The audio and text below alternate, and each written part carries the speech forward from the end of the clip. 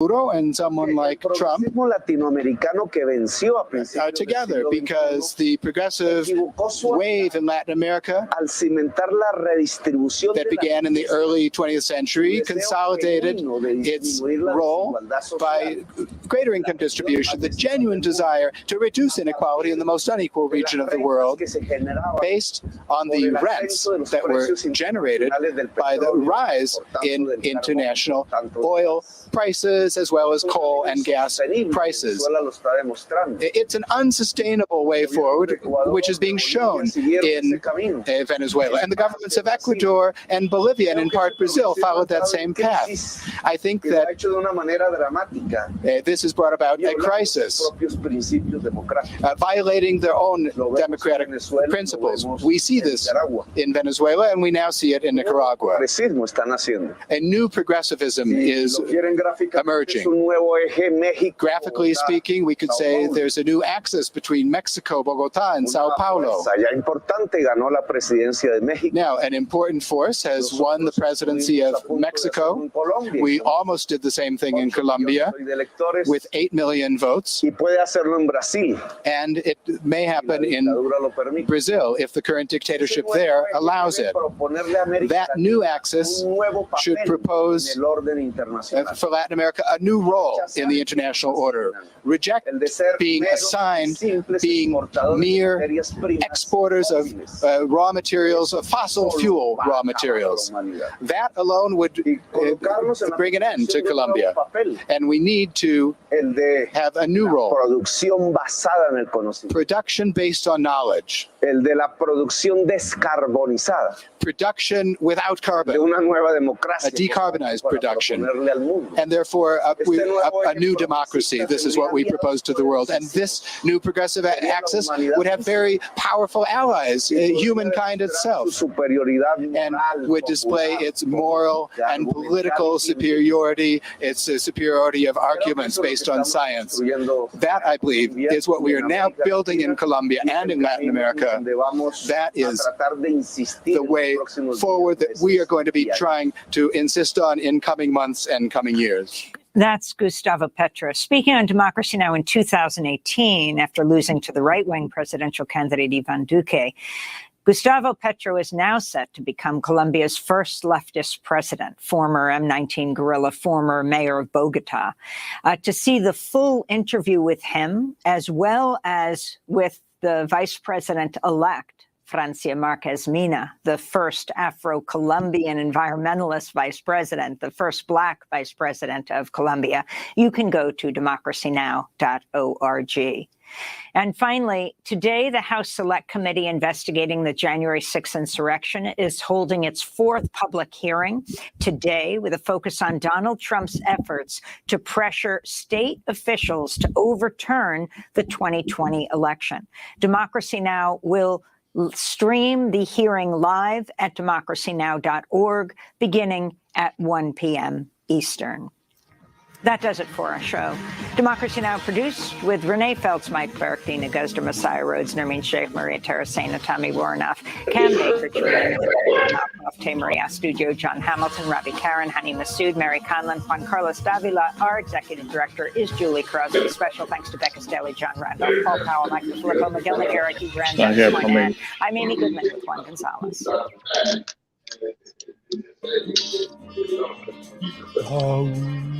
Are you taking up yoga? I'm just getting ready to volunteer for the KFAI Content Advisory Committee. Pass me the aromatherapy oils, will you? I think you mean the Content Advisory Committee.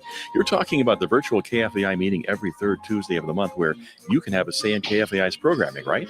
The one where you register to attend at kfai.org/CAC, and you'll be meeting with the general manager, program director, board liaison, and other KFAI members. You mean I've done all the stress management stuff for nothing? Yeah, I'm betting someone could use it. KFAI celebrates Pride with 24 hours of programming from the Twin Cities LGBTQIA+ community. I'm DJ Shrimp Chips, and you can find me on MSG Radio every Thursday, 10 a.m. to 12 p.m. Catch all the Twin Cities queer content on Thursday, June 23rd at 90.3 FM in the Twin Cities or around the world at kfai.org.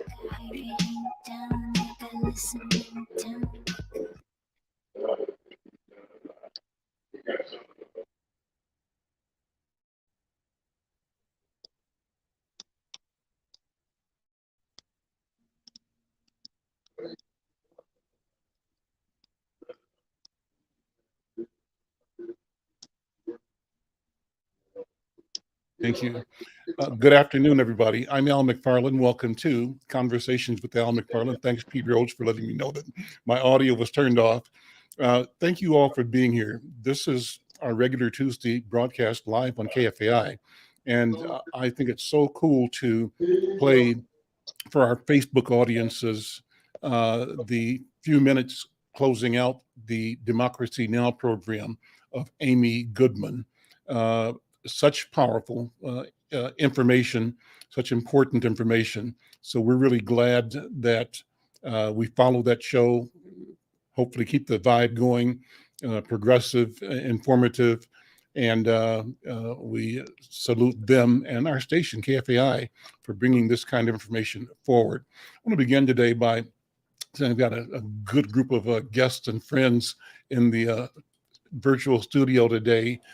They include my friend Pete Rhodes, who's going to start off talking about the work he's been doing in the past and in the future on Black music. Also, Teto Wilson, businessman, philanthropist, entrepreneur in North Minneapolis, and Mary Frances Clardy is here. She's running for a seat in the House of Representatives, state of Minnesota. So a good program, and thank you all for being here. I'm Al McFarlane. Pete, first of all, I'll start with you. How you doing, man? I'm doing fantastic, Al. Thanks for having me again on this great show of yours, providing insight to all who tune in. Great show, and thank you again very much. Well, you and I have been at this game a long, long time, and hats off to you as always for being a torchbearer, a champion of the culture, of music in particular, and information, and of technology. But you doing things right now, last week and next, highlighting the history of your work in Black music. What's on the plate for this week coming up?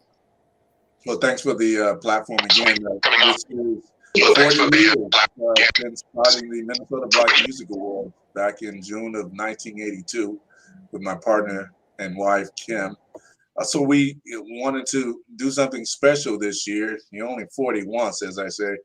And it allows us, I want to do something that allows us to recognize the breadth of the program. So we put together 4 different unique presentations. The first two, shall I say, were the 11th and 12th of June, where we recognized the Minneapolis Sound as well as the music of the sounds of Blackness.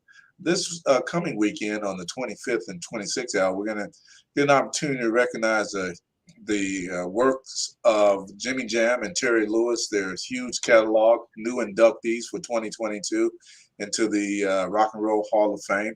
So on the 26th, we have a very special group of performers that will take the stage, Max Band Soul Experience, to showcase some of the great music they produced over the years. And we got some great interviews on tap with Stokely Williams, and members from the former staff at Flight Time Productions will be there with us, and other members of that will be talked about. And then we're going to recognize a great person in our community on that day, June 25th, from 5 to 7. Professor Dr. Mahmoud El-Khateh, for his work in the community, promoting and furthering our culture. We've often done that over the years, yourself and Spike Moss and others who have done great things in our community, promoting our knowledge and education. We've often looked to recognize that work as well. So we'll be doing that for Professor Dr. Mahmoud El-Khateh. And have a great performance. Lisa Moy is coming on this 2 days for the 25th, 26th to host the shows for us. Last time around, we had Shed G, who was a great host for the program. We're looking forward to a great presentation by Lisa Moy as well.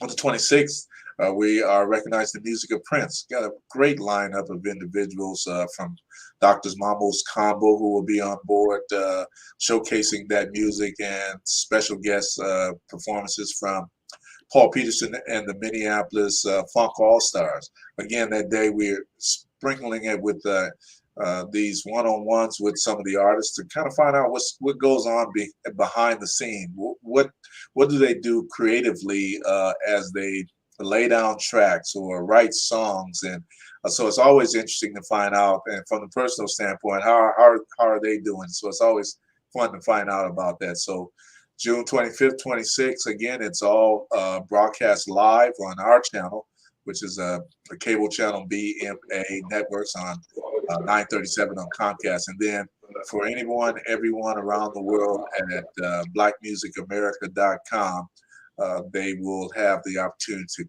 to link in and see the broadcast live as well. So we hope people will tune in for the program.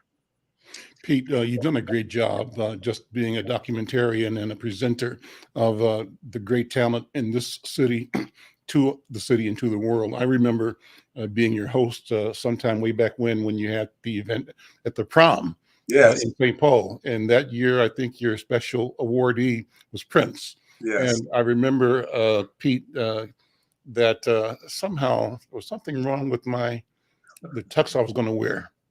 And my daughter, Celine, was coming with me, and she insisted that I go to the place and get a new tux, rent a new tux, because I had to be right. And she was just so happy that she was with her dad and going to see Prince. We got a chance to go backstage for a minute. And so opened the door up. Prince was sitting there with his people. And so I said, well, say something to her, She couldn't say anything. She just stood there looking at him, right? So he just laughed and smiled and said hi. Yeah. But that's kind of the impact, personal story on me. But you must have some great stories. What have been some of the most surprisingly beautiful and empowering moments you've had as an organizer, presenter? Are there stories you can share? Yeah, often we did the program at the Prom Center a few years, and it was great to have just a community and individuals like you, who I had looked at as a giant in our community with the newspaper and all the things that you did. And I definitely needed Black media. Without Black media to jump on board with us on this, we had no real way of getting it out. So, I mean, you came on board right away with us.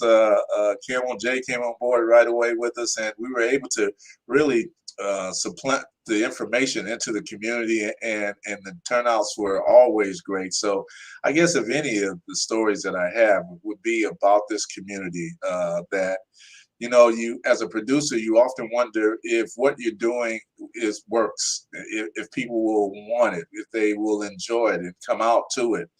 And due to the Black press that we had as well, whenever we opened the doors, we would have just a great audience that would always come out. So as we showcase some of those great moments through photos as well as through video from over the years that we have done the program, my wife and partner Kim and I have been so gratified in looking and seeing the wealth of support that we've done over the years, and some of the great things that we've done. And we can look at it and say, finally we can say to ourselves, we did do something that was special, and so we're really proud of that.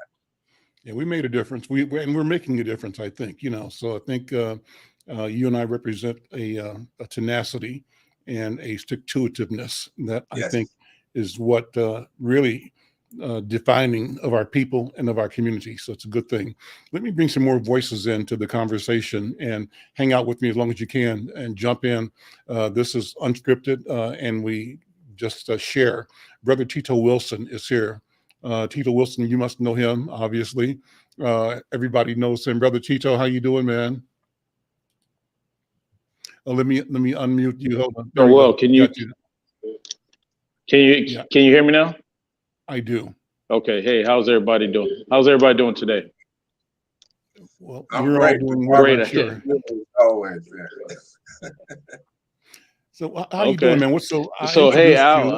As a businessman and philanthropist and entrepreneur, I wanted you to just jump on and introduce who you are, what your business is, what you do, and sort of wrap with me and Pete and our other guests as we go along about the state of our community, what we need, where we're going, and whether you are positive or how you feel about our status and our future. So let me just start by introducing you again and having you introduce yourself and your business and your mission.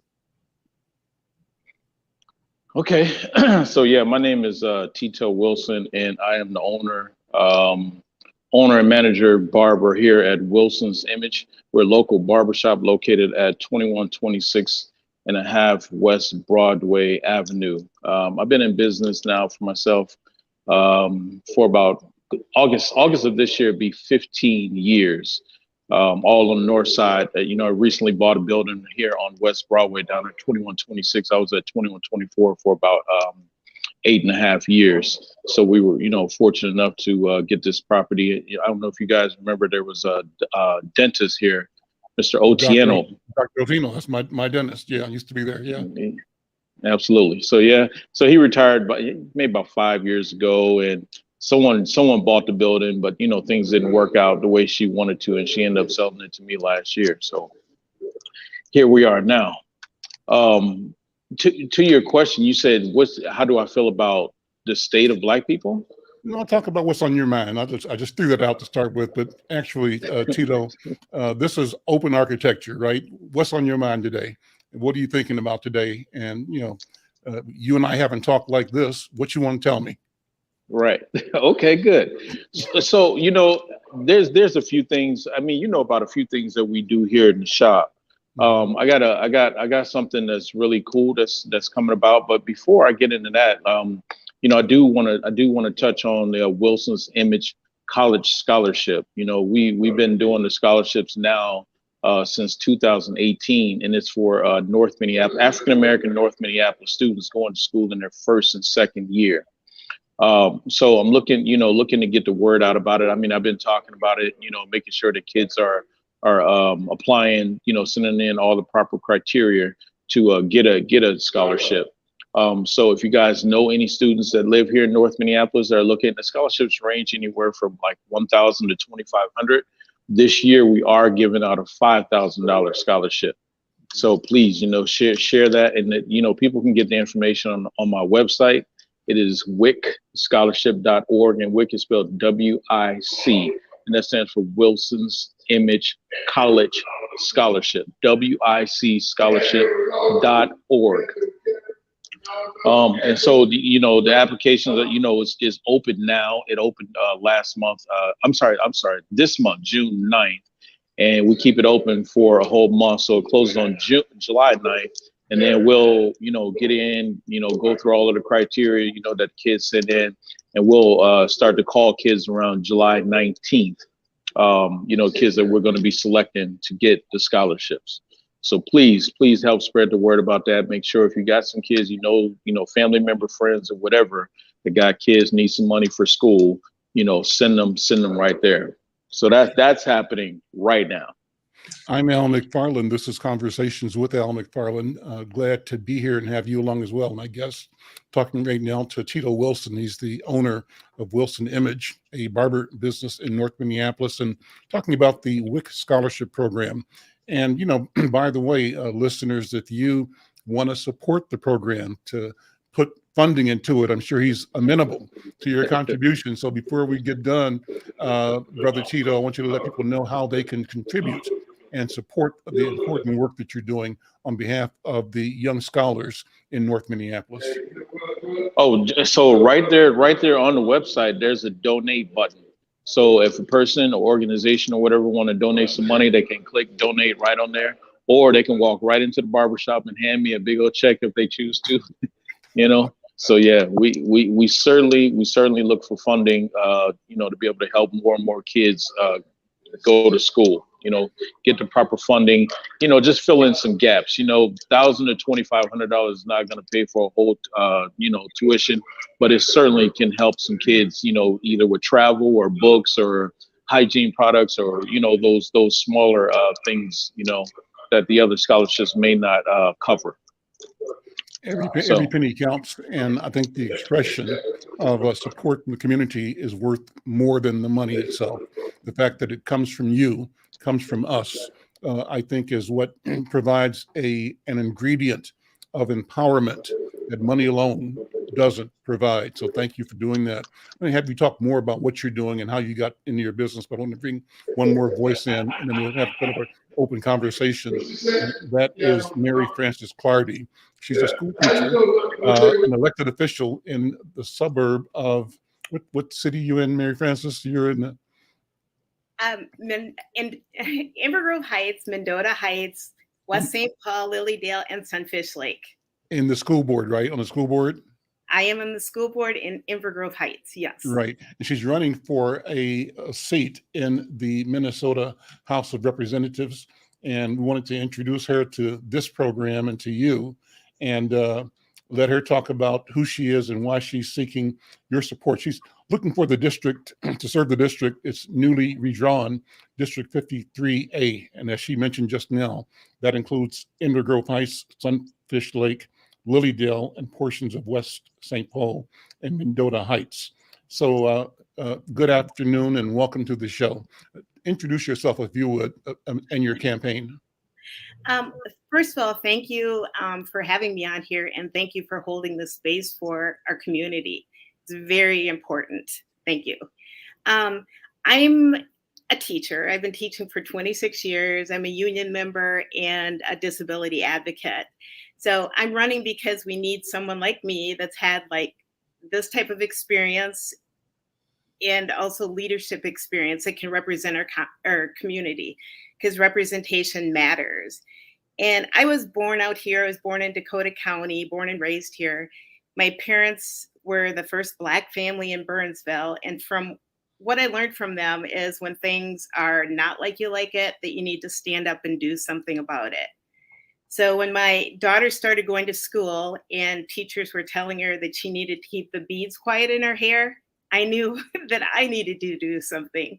So I became a teacher, and I wanted to be that advocate and the mentor for our kids, because as we know, by looking at the standardized tests that are going on in Minnesota, we have a very large achievement gap.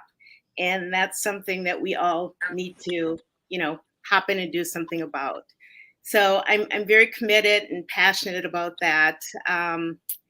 About 5 years ago, I got hit over the head with a chair from a student and received a traumatic brain injury. And the reason I'm telling you that is I had to learn how to walk and talk and just do everything, come back from 100, just everything. So with that, I got a peek into the disability community, and then also how people have to almost have like a doctorate to learn how to put services together. Yeah, there are a lot of services out there, but the ability to get it together should be more accessible. So I'm trying to make it a Minnesota where we all can live and where we all are represented. And one of the biggest things is I remember the Maasai tribe would always say, instead of, hi, how are you? They'd always ask, how are the children? And by that, that's a whole reflection of the community. We see everything in the school that's going on in the community. So those are some of the reasons that I am seeking office out here. You teach elementary school, right?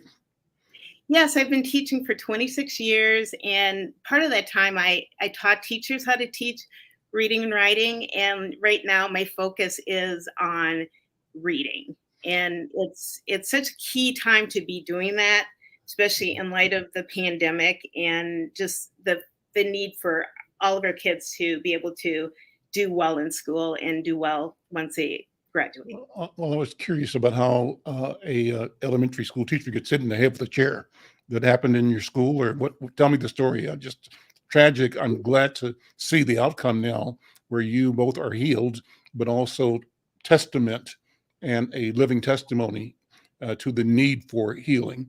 Just tell me what happened. Thanks for asking the question, Al. Initially you'll think it's the child, right? But really what's going on is access to mental health care and social work within schools, like where like teachers or the social workers have the right caseload. So it was a first grader, And again, I don't blame that child. And there's some legislation in there right now that Representative Ruth Richardson put forward to stop suspension of children and pre-K children and children. So we need to look deeply on how we are using the funding in the schools to promote safety for the children within, but also to make sure that they have the services that they need. So I am convinced that by everything that I see in the schools, it reflects outside, and access to healthcare and mental health care and even housing. The worst thing is I see these babies coming to school every day, and then all of a sudden they stop coming to school. And they stop coming to school because of maybe insecurity with housing or unaffordability with housing. So going back to the school, there's a lot of things that are going on that we need to be really mindful of. And back to being hit over the head, that was traumatic, but it's symptomatic. Teto, let me lead this back to you. You work trying to support education, but you see families in our personal and private moments, men in particular, in your barber chair. And I know that part of the joy of getting a haircut not only is getting the cut, but getting the conversation that occurs between the barber and the customer, or between the people in the studio, in the barber shop. And so having heard Sister Mary Frances Clardy's story here, the little we've heard, but also looking at her commitment to serve in a public arena to bring attention to both challenges and solutions, what goes through your mind? What do you see in our people as you talk to us up close and personal in your work as I call them barbers and healers? You didn't hear me, Teto? Are you okay? Oh, unmute you. Okay, got it. Do that. Okay, there we go. Sorry. Yeah. All right. So, Mary, I'm so thankful that you didn't give up on the kids after having that terrible situation. It says a lot about you, and it shows that you don't blame the kids. Because I think a lot of times adults will blame kids, and a lot of times kids, they can be frustrated. They have a bunch of situations going on, and they're just acting out. But here in the shop, we hear so much about different things that happen, in the schools, and we see a bunch of things that happen in the community. And what it tells me is that kids as well as families, they're thirsty, they're starving. You know what I mean? People need a lot. So people need a lot around housing. People need a lot around food, like healthy foods. People need a lot around, just being properly educated. People need a lot around, mental health. There's so much lacking in our community that needs to be addressed. And a lot of times people act out, so I was reading something about a month or so ago, and I'm going to talk about this community health event that we're putting forward. But one piece that I added to, the health resources that are coming into this event is I talked to Twin Cities Habitat for Humanity. A lot of times people don't understand how housing insecurity leads to a multitude of problems. So housing insecurity can be, it can be linked to bad health, bad behavior, even adults. A lot of times adults, and this is part of the study I was reading, adults, sometimes if you're struggling with your house, maybe you're going to get evicted, or you can't afford it, or rent is looming, and it's a problem for you. A lot of times kids are mistreated when parents are suffering. You know what I mean? When parents are suffering financially and not being able to, properly afford their house. So that could be part of the problem, a lot of what we're seeing in the way that kids are behaving. So that, and it's just so much more that our youth are dealing with. Pete, what are your thoughts? Well, echo Teto on Mary's fortitude for supporting our youth in our community. One of the initiatives that we're working on this year as well is T-shirts for music teachers, a fundraising scenario that we want to start through the Minnesota Black Music Awards, because music is certainly important. And I don't know, as you know, and coming up in school, I had a lot of music courses, arts courses that, you know, help to strengthen my mental focus and give clarity to a lot of things. When I got into the music class, it just seemed to kind of clear out a lot of my head things that were going on maybe throughout the day. And I'm not sure whether or not our schools are really strong into curriculum that is important, and particularly for our students, for all students, but students of color. So Mary, thank you so much for doing that. My family is into teaching. My sister Ella Lorraine Dix Rhodes was a assistant principal in the schools here. Her daughter Bianca worked in the school systems as well, and continued to teach young people the business of the industry that we're in, production and so forth. And it is so vitally important. We at the Minnesota Black Music Awards are commending any and everyone who, like yourself, Teto, who is working on providing those essential pieces. Those little, people think they're small, but you know, $5, $50, $100. I certainly will be supporting financially your program moving forward from here. Is so vital and important. So we should all take up the mantle as individuals in our community to help support, like Mary said, how are the children doing, to help support the children. And yeah, this is great conversation. And thank you again, Mary and Teto, for the work that you're doing with our students. Let me introduce you guys to another friend of mine who used to live in Twin Cities, but who's joining us now from Bahia in Brazil. And his name is Yoji Sena, Mestre Yoji Sena da Bahia. That's correct, I think. Yoji, right? Yeah. Let me unmute you. Hold it. Can you unmute on your side? I'm trying to. All right. There we go. How you doing, man? I'm doing the best that I can right now. Actually, I'm, as I told you in private, I just came from a psychiatric hospital with my son. How is he doing? He's doing better now. Doing better. Okay. Listen, I'm glad that you chose to take this connection. And my hope is that this conversation, this moment of sharing, is a healing moment for you.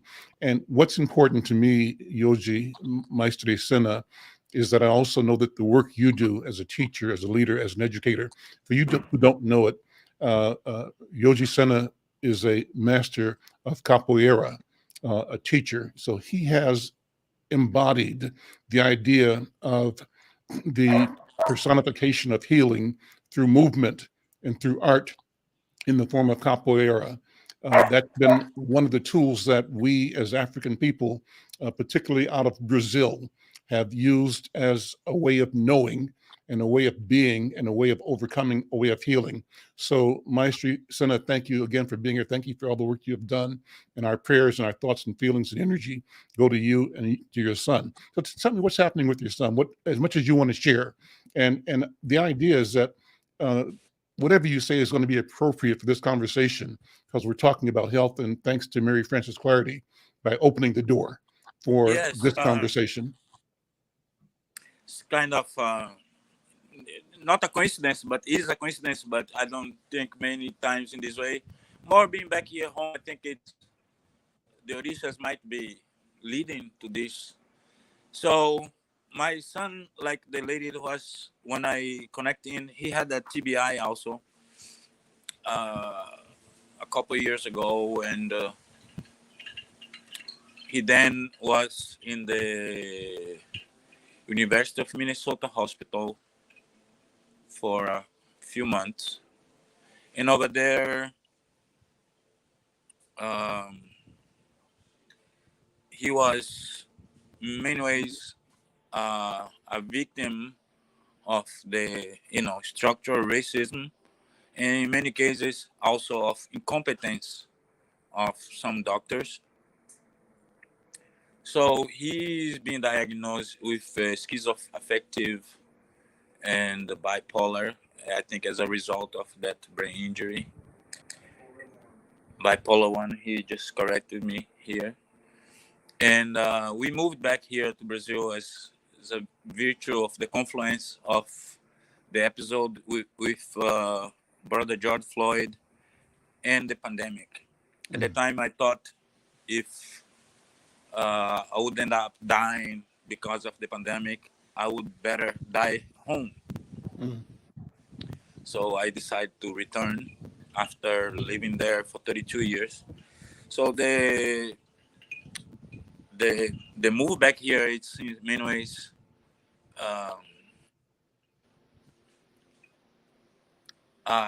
experience, because in certain way now I'm a foreigner in my own land.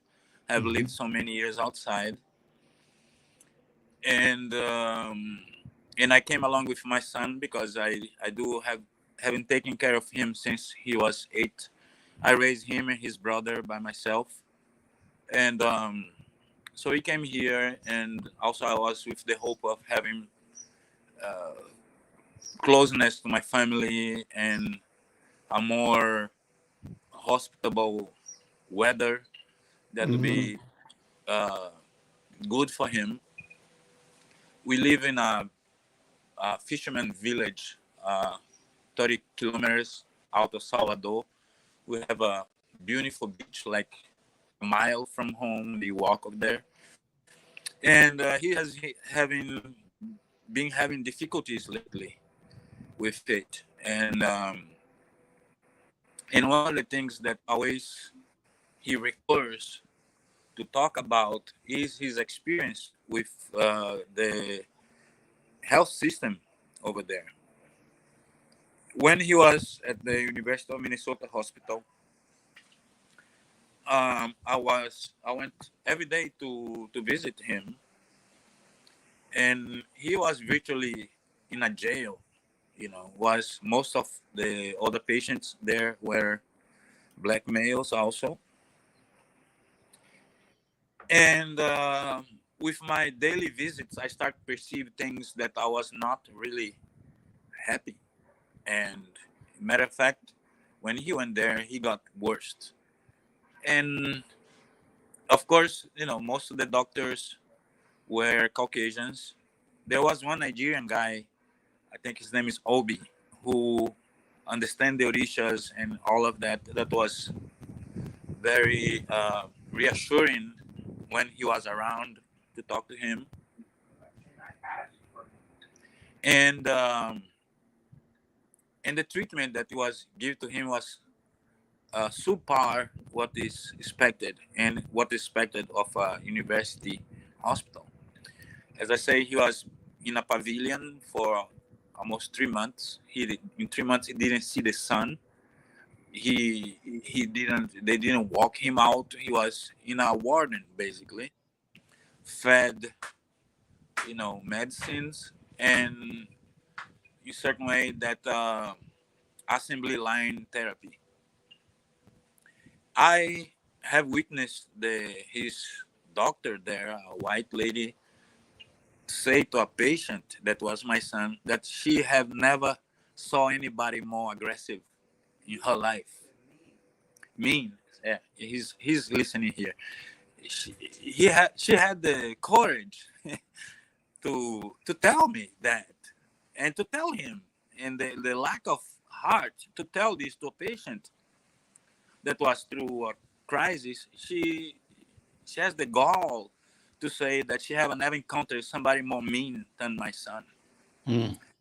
And of course I start to make asking questions and make people uncomfortable, and is when they decided to discharge my son, and discharge him without a plan, to what further do after he left, and I was left on my own to try to figure out. So at the same time, as I say, I just came back from a Brazilian mental hospital that curiously, the name of the hospital is called Juliano Moreira. He was the first psychologist, one of the precursors of psychology in the 19th century, and he was a black doctor. Mm-hmm. So it's a public hospital, and you might to imagine in the reality of Brazil, it's not as fancy as you expect a hospital. But yes, we were helped very quickly, and you talk to the psychiatrist, and he's much calmer right now. So in the last week, he has attempted around 6 times, and the others has woke me up many times in the middle of the night, and I was able to intervene. Last night was the same.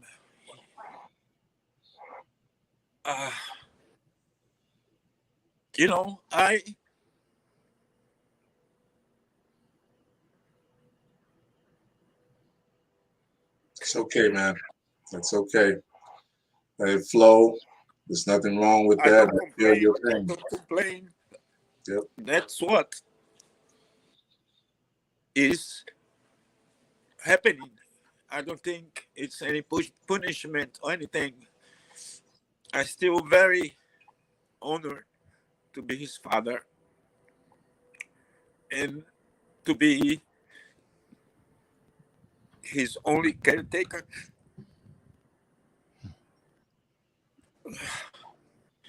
There's times that I lose hope and I lose sometimes my composure, but quickly I regain it. And I am just trying to do the best that I can. I'm trying to find any kind of help, as being the scientific or medical help, spiritual help. I made a lot of friends here in this time that I'm here. It's a fisherman village, so it's a lot of simple people, but with a human quality that I was missing in Minnesota. Closeness. Yoji, thank you. Pete, you sent a word of healing. And I want to thank you for just the empathy and the connection and the impulse to reach out to brother Yoji. Go ahead, Pete. Yeah, Yoji, I just want to thank you, man. I mean, God works in mysterious ways. Here you are today explaining your journey, which is helping all of us and everyone else that's listening in on this program. You have a story that should be told further. And I just want to just say, I am so blessed to be and grateful to be here with you today to hear your journey. But as a man without children, to see the heart, the strength that you are providing for your son, that you're honored to be his father, even with the difficulties that you have there. It's just so gratifying, and thank you so much for sharing that. As Mary talked about, Teto talked about, we as a community need to open our arms as well to people like yourselves and brothers and sisters, and share these stories, which are so important during these times that all of us are facing mental difficulties in our lives. So big ups to you, your son. We send love and prayers as well to you, and stay strong, my brother. Thank you so much. Mary Frances, jump in here. Just impressions, feelings, thoughts. This is one of the reasons I'm running.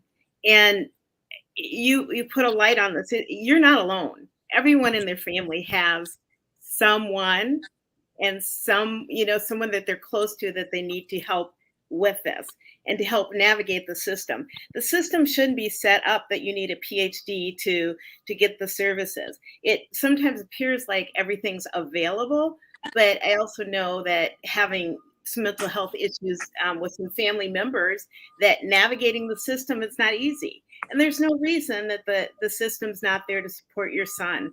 And I keep going back to these African proverbs, but this is another one. It says that a village by the Maasai, a village that is not discussed is not built. So if we don't talk about it, how's it going to change? Teto, what do you think? You're doing a great job. Thank you. So, I would like to say, man, much love and just guidance, spiritual guidance sent to you, Mastre. I believe we know each other, though. I believe we met each other before. Yes, we do. Through Melissa. That's right. I was sitting here looking at your face like you look very familiar, and I definitely know that name, man. So,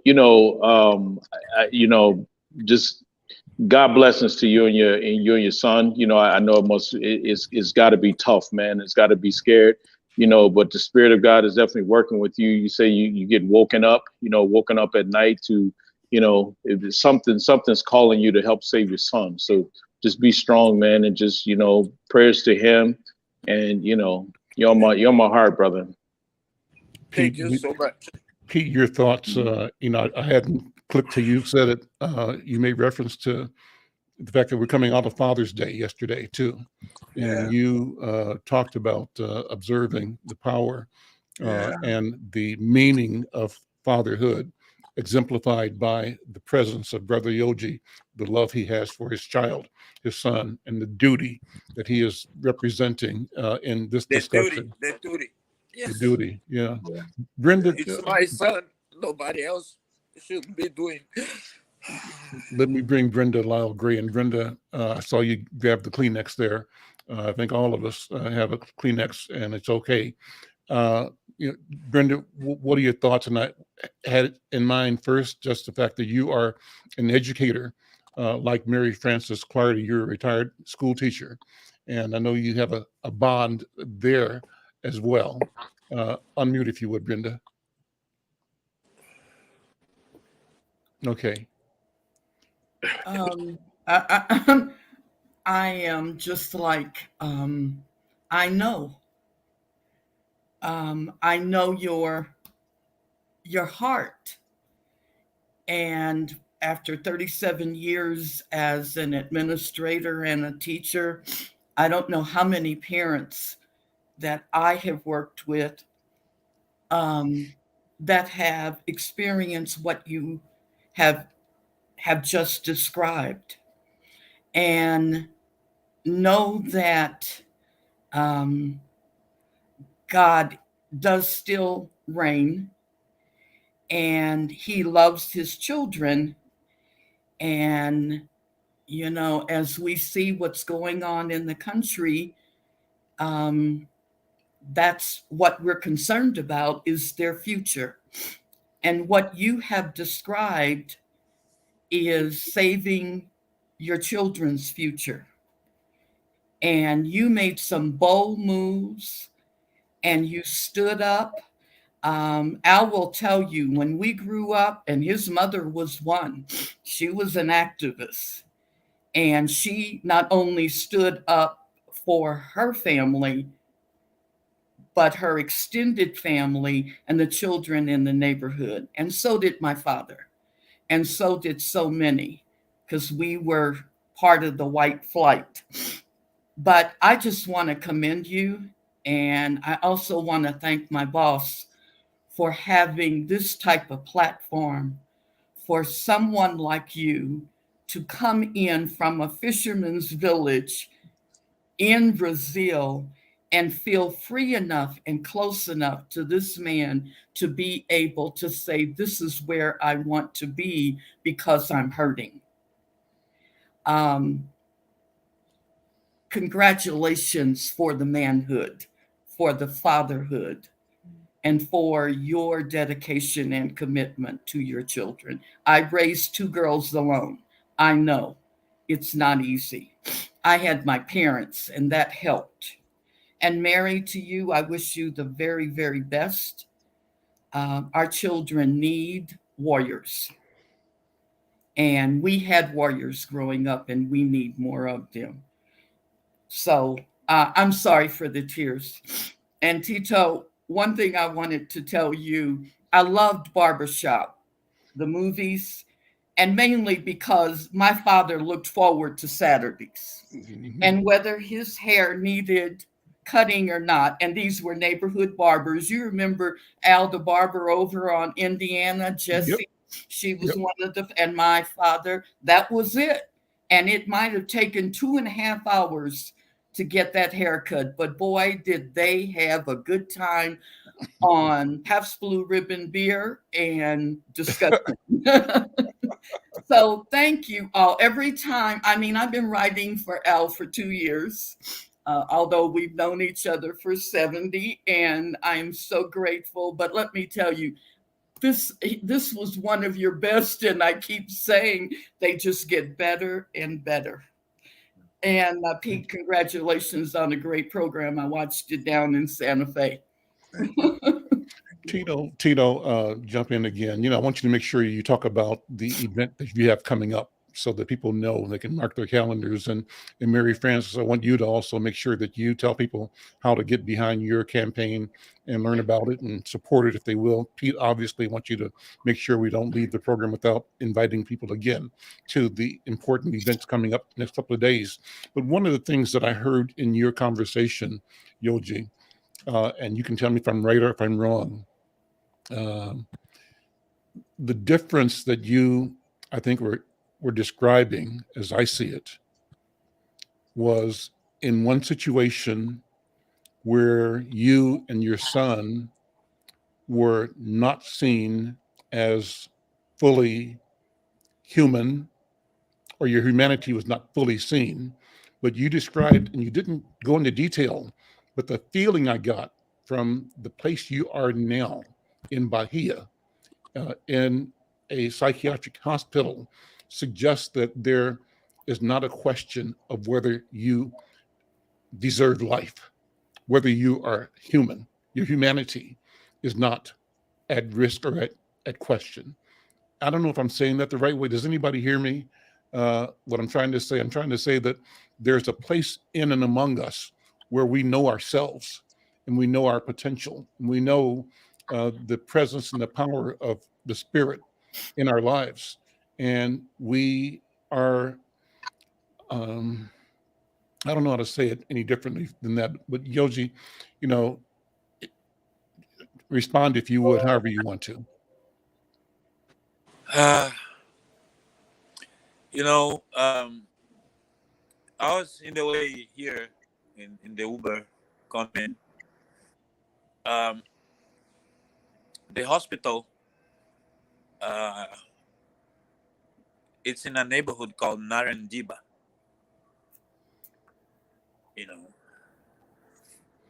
All around the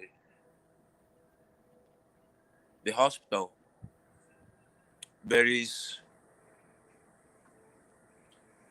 these unplanned houses where most of the houses, I would say 99%, you see the bricks.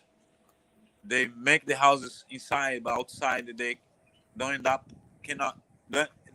they don't finish for them, So I could show it here, around here too. All the houses, you see the blocks, the brown blocks. Mm-hmm. So, it's the typical view that you see of the favelas. Mm. That this mass of brown walls, beige walls, Many, I would say also that 80% of those houses are inside, they are beautiful. They have, white tiles on the floor. Sometimes the whole inside the house is white tiles, because easier to clean and also prevent humidity to come in. I was talking in the way with the Uber driver, the difference, because everybody thinks I'm crazy after I have lived in the United States to have returned here, And I was telling, now at least I can laugh again. I try to never lose this capacity of laughing and laugh of myself. So I was telling them, two things about my experiences. It's the same shit with different smell, or living in the United States is good, but it's shitty. Living in Brazil is shitty, but it's good. Okay. So here you see, because I compare sometimes my experiences back and forth. And I was listening when I was first talking, first connected with you guys, that this complaining about this of our reality in Minnesota, our reality in the United States. But when I compare also here with this new reality of mine, I see that you have so much resources and opportunities than here. And I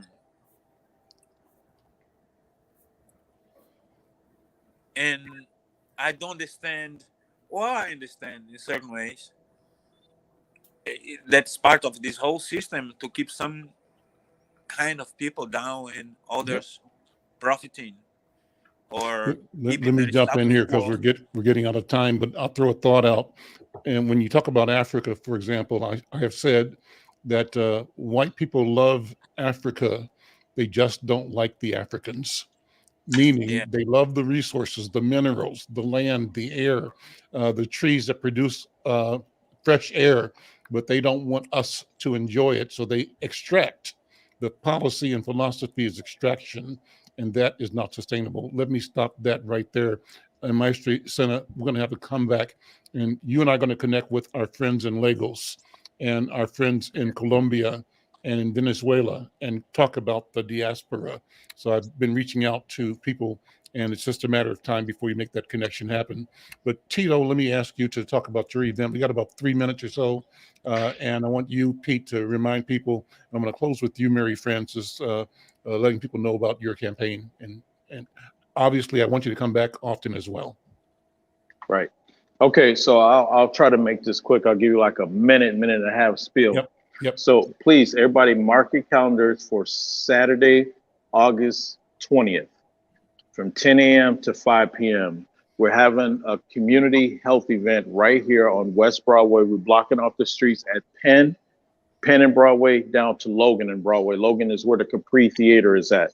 So that block there, we're bringing in health resources from North Memorial Hospital. They're bringing in some different resources for people. Children's Minnesota's coming in. They're bringing in resources for kids, and kids from actually babies on up to 18 years old. Prairie Mental Health Care Facility. They're coming in, having some guided conversations with community about healthcare, what it means, how you can get involved, how you can get access to the resources they provide. We have our sister Anissa Keys. She's bringing her program, Aruba Emotional Health. She's coming in to do some work around just mindfulness and just emotional health and things of that nature. And also talked earlier about bringing in Twin Cities Habitat for Humanity. And again, they're going to just kind of talk to people about what it means to have like housing insecurity and how it impacts your mental, physical, and emotional health. And they're going to show people different ways where they can possibly apply to get into Twin Cities Habitat for Humanity houses. So we bringing all these resources in because our people need them. Our people, like I said earlier, they're thirsty. They're thirsty for everything that they don't have, and a lot of the things that they don't have is all the resources that we're bringing in. So please bring your families, bring the kids in. There's going to be family fun activities as well. There's going to be some vendors for shopping, and we're going to have some live entertainment. And that's going to be announced soon. But, I don't know if you guys heard of the International Reggae All-Stars. Oh, sure. We're looking at them. We're looking at Thomasina and her Kings Quartet. And we got a couple other acts that we're looking to put together also. So again, Saturday, August 20th from 10 a.m. to 5 p.m. right here on West Broadway from Penn Avenue down to Logan Avenue. We'll have you back several times between now and then to help promote that. Pete, let's let people know about what's going on next week. Next week, this week, shall I say, 25th and 26th. Yep. Go to our website at blackmusicamerica.com or bmanetworks.com, blackmusicamerica.com or bmanetworks.com. All the information is there and how you can connect, who you will see, and we hope everyone will tune in and be a part of the 40-year celebration of the Minnesota Black Music Awards. We're bringing it to you free, blackmusicamerica.com. I want to thank Chevrolet as well for being our sponsor for this program. And that's it for us. And Yochi, don't be ashamed to ask for the help, man. Ask for the help because you're telling the story, and I really appreciate you. Thank you so much. Finally, Mary Frances, got about 1 minute. Introduce yourself again, not introduce, but tell people how to follow your campaign and your work. Great. Thank you so much. I'm Mary Frances Clardy. I'm running in 53A. I can really, really use your help. My website is Clardy, CLARDY, forhouse.com. I'm looking for volunteers, people to walk in parades, people to door knock. We door knock on Saturdays, Sundays, and Tuesdays, so any day. Also looking for donations. If you give $50 per individual, you can get it back from PCR donations. So it's basically a loan. You'll get it right back. So again, Clardy for House. And one last thing. Thank you for letting me be on this panel. Everyone is wonderful. Pete and your wife, I see you all over town. Teto, I'm looking forward to doing business with you. And I love the personal connections and stories that I've heard from you, Mr. Sinha. And Brenda, I'm looking for another role model. Well, listen, we're out of time. I want to thank you all. Maestro Sinha, you and I are going to keep developing a way to connect the Afro-descendiente population. Our intent is to create programming in Spanish and English, perhaps in Portuguese and English as well, as we connect throughout the diaspora. And Teto and Pete, Brenda, and Mary Frances, thank you all. I see my friend and colleague, one of my heroes, is here at KFAI. Lady J, you coming up in a minute. How you doing? Good to see you. Unmute real quick and say hi to my audience before we transition over. You're muted, I think. Let me see if you can unmute on yours. There we go. I'm working on it. There we go. You're unmuted now. So Am how I you now doing? I'm doing just great. Thank you. Fabulous, boy. Thank you. Listen, I'm Al McFarlane. We'll see you all next time. Stay tuned and check out Lady J. Thank you. Thank you, Al McFarlane, for conversations that matter to communities that matter, both locally and globally. You are listening to Fresh Air Community Radio. We are KFAI at 90.3 FM. In Minneapolis online, you can find us at www.kfai.org. Radio without boundaries. Programming is supported by Hennepin County Child and